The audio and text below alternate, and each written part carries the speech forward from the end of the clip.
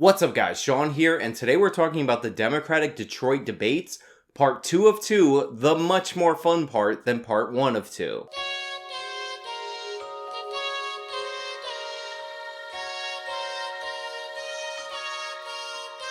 Now in part 1 of these debates, we learned about all the different types of racism. I learned new terms, like climate racism.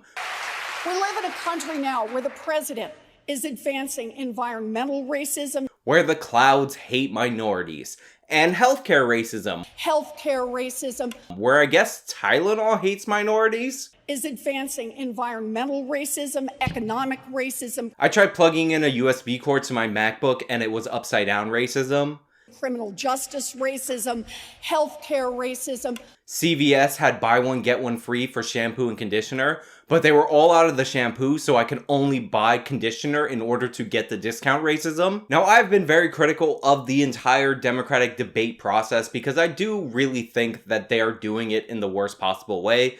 I have said since 2016, when the Republicans had a similar problem where too many candidates were running for president, that you should do the part 1, which is the bottom 10 candidates, and then the winner of that should show up in part 2 the night after as the 11th candidate in the top 10 showdown. Now, unfortunately, much like the Republicans in 2016, the Democrats don't listen to me, so we're just gonna jump right into debate night 2's winners and losers.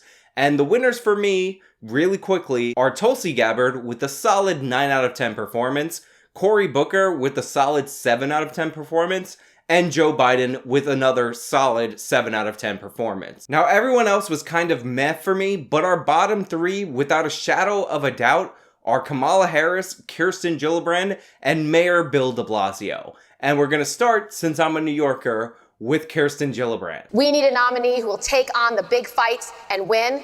We need a nominee who doesn't know the meaning of impossible. Now, in my video of the strong women in the Democratic primary running for president in 2020, I actually profiled 3 Democratic female candidates, Kirsten Gillibrand, Elizabeth Warren, and Kamala Harris. And in that video, which you guys can watch by clicking the iCard right here, or finding the link in the description at the end of this video, I gave Kirsten Gillibrand the absolute least percentage chance of coming away with a nomination.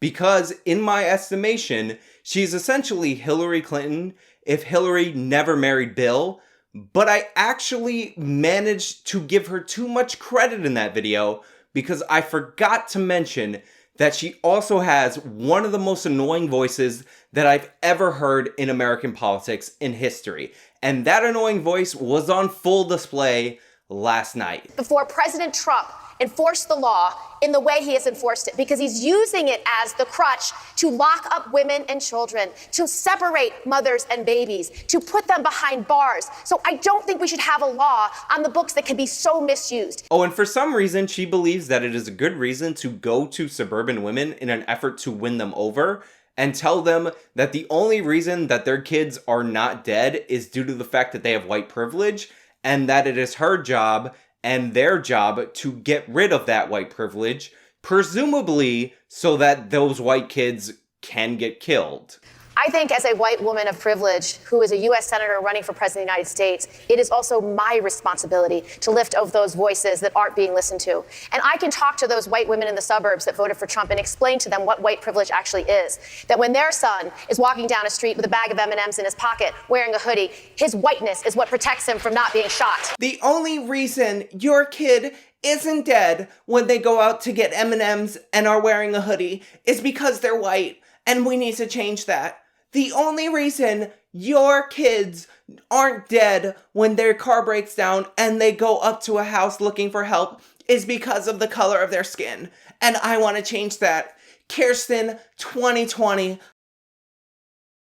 Now, if you're one of those very few people who are immune to Kirsten Gillibrand's high levels of inauthenticity, let's not forget that the reference that she's trying to make to Trayvon Martin isn't even accurate. Trayvon, according to the stories, was walking home with iced tea and Skittles, not M&Ms. In fact, I find it racist and a sign of white privilege that Kirsten Gillibrand is racializing the candy, making them more brown in order to make the incident seem more racist. and therefore Kirsten Gillibrand is now confirmed double white privilege, double racist in my mind. Now, while Kirsten Gillibrand's Hillary Clinton-ness and her voice would have eventually led to her undoing, she decided to speed up the process by going after Joe Biden, and in one of Joe Biden's top tier moments, he decided to smack her down, and the entire crowd laughed at her, just as we have all been laughing at her entire life. Mr. Vice President, you didn't answer my question. What did you mean when you said when a woman works outside the home, it's resulting in, quote, the deterioration of family? No, and I don't know what's happened. I wrote the Violence Against Women Act, Lilly Ledbetter. I was deeply involved in making sure the equal pay amendments. I was deeply involved in all these things. I came up with the It's On Us proposal to see to it that women were treated more decently on college campuses. You came to Syracuse University with me and said it was wonderful. I'm passionate about the concern, making sure women are treated equally. I don't know what's happened except that you're now running for president. So I understand, Mr. Vice President. Now, of course, what Biden said here is 100% accurate, and it's actually double damaging to Kirsten Gillibrand, because it is a clear and unambiguous example that Kirsten Gillibrand is the kind of person who will get close to somebody if she thinks that she can gain something from them, but as soon as it's convenient for her to stab that person in the back, she'll try to do it, and Biden did that completely elegantly, and probably what was his best moment of the night, by pointing out that she was basically sucking up to him until she started running for president against him, and then all of a sudden, Joe Biden is horrible for women. Or, I'm sorry, let me correct that. Joe Biden, you're terrible for women. What did you mean when you said that? My son is in this audience. I had my son when I was running for Congress. Complete and total fail. Kirsten Gillibrand, get off the stage. Stop running for president. Please drop out, resign from the US Senate, because I'm tired of you being my senator. Now, next up on our fail list is Mayor Bill de Blasio, and honestly, this segment is going to be incredibly short because one of the reasons Bill de Blasio failed is that he was so transparently seeking attention that it came off as disgusting to watch as a viewer. Also, he had this hilarious moment where he accused Donald Trump of being a socialist. We're going to tax the hell out of the wealthy. And when we do that, Donald Trump, right on cue, will call us socialists. Well, here's what I'll say to him. Donald, you're the real socialist. The problem is, it's socialism for the rich. After attacking Biden earlier in the debate, saying that he should support trade deals that not only help American labor, but help labor around the world, because workers of the world unite, communists, Bill de Blasio, blah, blah, blah, blah. Now, the best part about that line is Bill de Blasio said it and then paused like he was going to get some applause.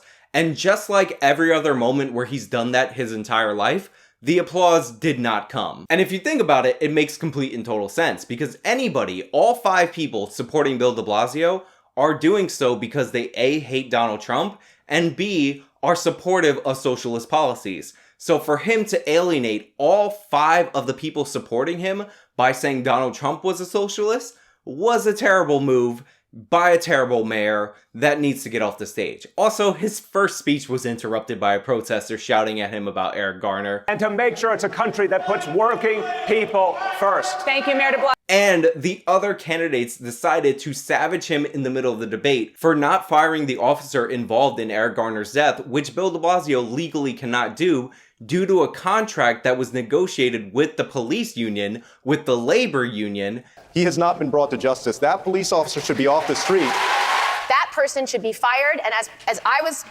was the mayor, I'd fire him. So after an entire night of Bill de Blasio pathetically asking top-tier candidates questions in order to trap them, one of the candidates decided to do the same thing to him, and the only person who ended up being trapped was in fact Mayor Bill de Blasio. Justice served on the stage in Detroit of the Democratic National Debate. Now, while I personally enjoyed the New York candidates going down in flames, the absolute best example of somebody crashing and burning that completely and totally deserved it was in fact California Senator Kamala Harris. Now, if you go back to that video that I referenced earlier about the strong women in the Democratic primary, I gave Kamala Harris a very small chance of securing the nomination because I knew this whole time she was a paper tiger, and I said that they should target her record as a prosecutor. Kamala's entire appeal is that she is a black woman running for president, and she used that position of privilege in the Democratic primary to attack Joe Biden, saying that he was somehow pro-segregationist senators, when that was absolutely not the case, and it was just a vicious lie by a vicious politician. And Kamala Harris finally got her comeuppance that she definitely deserved. First by Joe Biden, who actually battled back against her when she tried bringing this up again. She didn't do that. She never did it. And so what happened? Along came a federal judge and said, enough, and he freed 1,000 of these people. If you doubt me, Google 1,000 prisoners freed, Kamala Harris. Thank you. And then by this angelic figure known as Tulsi Gabbard. Now, Senator Harris said she's proud of her record as a prosecutor and that she'll be a prosecutor president, but I'm deeply concerned about this record. There are too many examples to cite, but she put over 1,500 people in jail for marijuana violations and then laughed about it when she was asked if she ever smoked marijuana. She blocked evidence.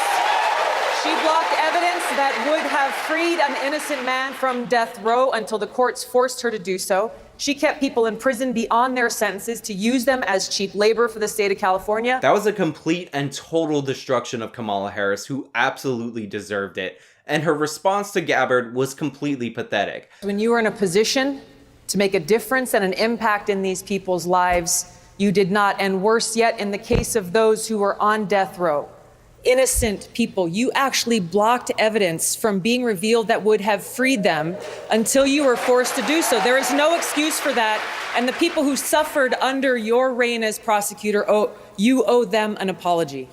My entire career, I have been personally opposed to the death penalty, and that has never changed. And I dare anybody who is in a position to make that decision, to face the people I have faced, to say, I will not seek the death penalty. I am personally opposed to the death penalty. Well, no, the issue in question is that you're withholding exculpatory evidence from the defense, which is illegal. For somebody who talks about the 10 theoretical crimes in the Mueller report, maybe you should talk a little bit more about the 1,000 actual crimes that your Justice Department committed when you were the attorney in San Francisco and the state attorney general for California.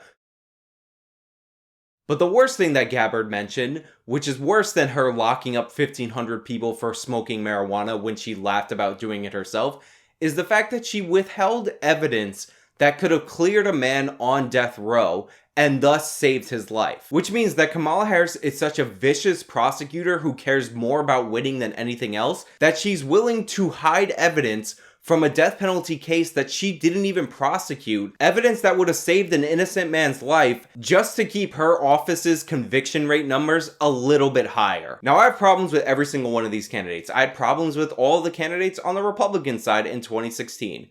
But what Kamala Harris did in that death penalty case, withholding evidence so that an innocent man would be put to death, should be called out for what it actually is: attempted murder. She knowingly and in a premeditated fashion tried to do something that was in fact illegal, that she knew would have resulted directly in the death of an innocent man. That's horrific, and the idea that she gets a pass because she's a black woman running for president is ridiculous. Now, this was clearly Tulsi Gabbard's shining moment, both in substance and just as a visual. Like, look at this split screen between Tulsi Gabbard and Kamala Harris. You could tell by the body language alone that Kamala looks uncomfortable, and that's why she gave such a terrible answer, because she had nothing to say, because there's no excuse for what she did. By contrast, Tulsi Gabbard is shining right here. She's by far and away the most attractive person on that stage.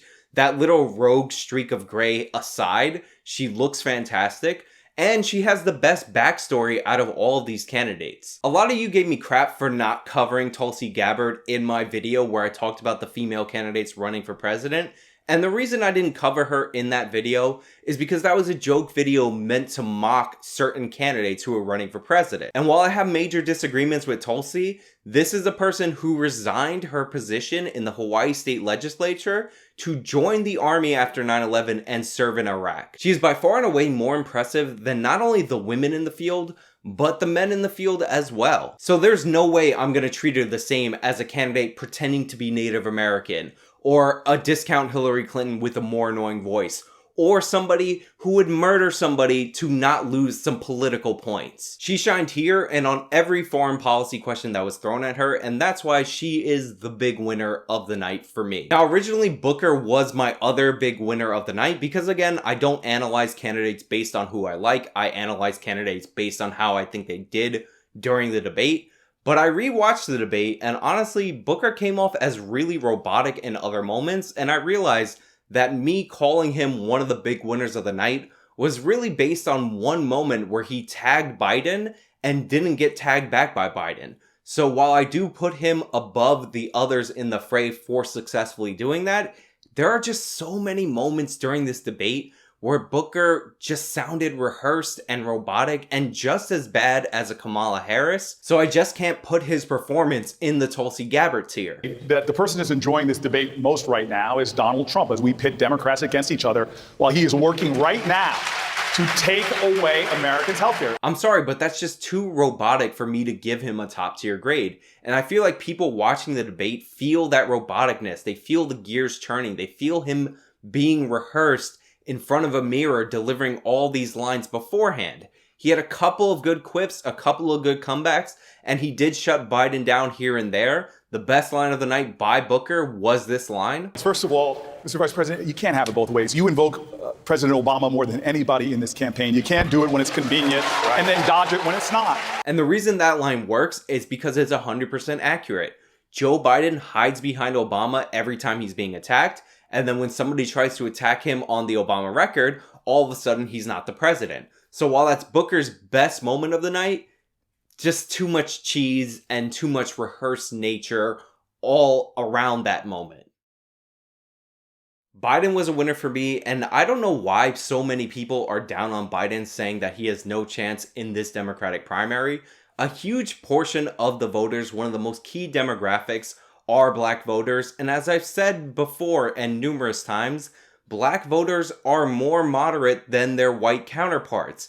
Black voters overwhelmingly backed Hillary Clinton, and the reason she beat Bernie Sanders was because of black voters, and that has held true in these primaries. Biden has a lock on black voters so far, and nobody's been allowed to kick into that support. Kamala Harris got crushed, and she was the candidate that allegedly could pull from that support, and it's never going to happen because Kamala Harris is terrible. Biden did take some hits because everybody was trying to attack him and he wasn't prepared to combat every attack, but he also dished out a fair share of hits. So this idea is a bunch of malarkey, what we're talking about here. The fact of the matter is that there will be a deductible. It will be a deductible in their paycheck. Bernie acknowledges it. $30 trillion has to ultimately be paid. And I don't know what math you do in New York. I don't know what math you do anywhere in California, but I tell you, that's a lot of money. And there will be a deductible. The deductible will be out of your paycheck because that's what will be required. He battled even with Kamala Harris. And when he hit Kirsten Gillibrand, that attack that they're only saying that he's not good enough on these topics because they're now running against him for president is not just a successful attack on Kirsten Gillibrand.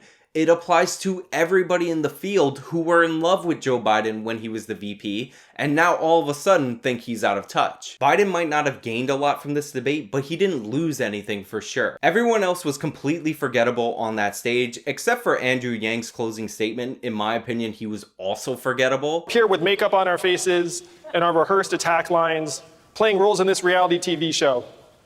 It's one reason why we elected a reality TV star as our president. Now, you guys know my number one issue with Andrew Yang is that he is proposing a value-added tax. I don't care how narrow he promises that tax will be. In this case, he says it will just be on automation in order to pay for universal basic income.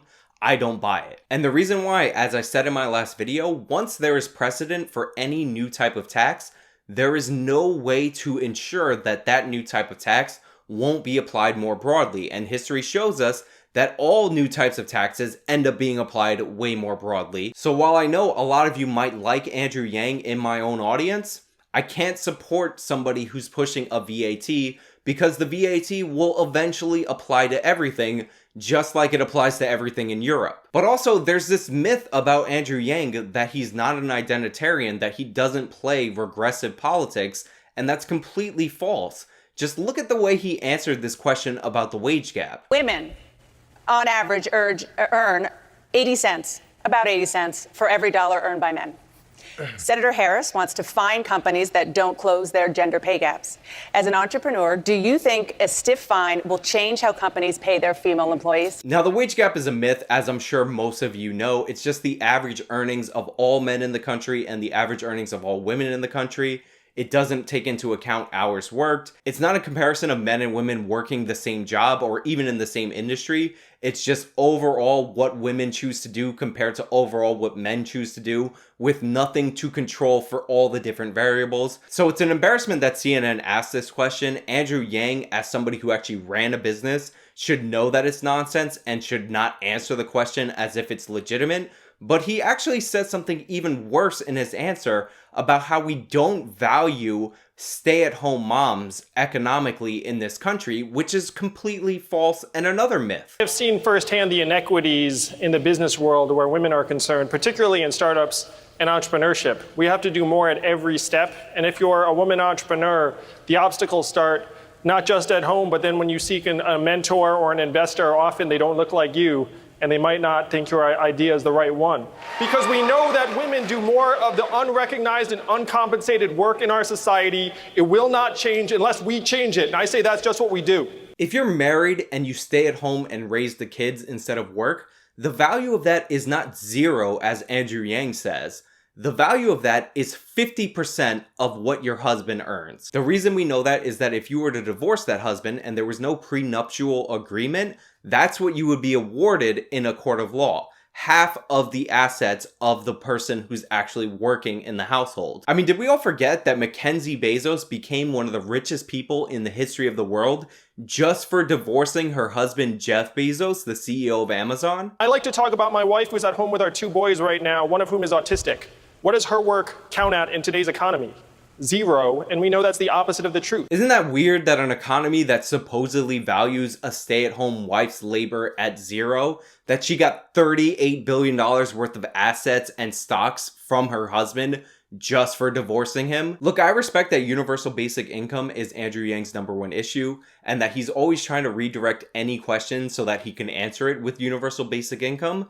But what he's saying here is complete and total nonsense, and we all know it, but we give it a pass because we want to pretend that Andrew Yang is more different from the other people on stage than he actually is. So yeah, those are my thoughts on the Detroit debate round 2. Let me know what you guys think about the debate down in the comments below. If you like this video, then show me by leaving a like. You can subscribe for more content. Follow me on all my social medias. This has been me talking about debate night 2 in Detroit. Till next time.